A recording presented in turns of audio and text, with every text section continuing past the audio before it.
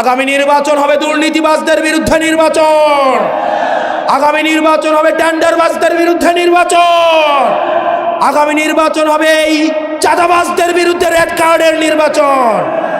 প্রিয় তরুণ প্রজন্ম, আমরা এই তরুণ প্রজন্ম, আমাদের পরিচয় হবে আমরা একটা বৈষম্যমুক্ত বাংলাদেশের নামক একটা রাষ্ট্রের, আধুনিক এবং অগ্রসর রাষ্ট্রের একটা গর্বিত নাগরিক হইতে চাই। আমরা বিশ্ব ব্যবস্থার সাথে শুধুমাত্র তাল মিলিয়ে চলতে চাই, বিষয়টা এমন না। আমরা বিশ্ব ব্যবস্থার নিয়ন্ত্রণ আমরা নিতে চাই। আমাদের রেমিটেন্স যোদ্ধা যেসব ভাইয়েরা বিদেশে রয়েছে তাদের অধিকার আমরা নিশ্চিত করতে চাই। যেসব কৃষক তারা, আমরা আপনাদের এলাকায় গত বছর আসছিলাম, আমি আমার আত্মীয়র বাসা এখানে। গত বছর এসে দেখলাম একটা তরমুজের একটা ট্রাক যদি ঢাকায় পাঠাইতে হয় সেখানেও চাঁদা দিতে হয়, ধান যদি ঢাকায় পাঠাইতে হয় সেখানেও চাঁদা দিতে হয়।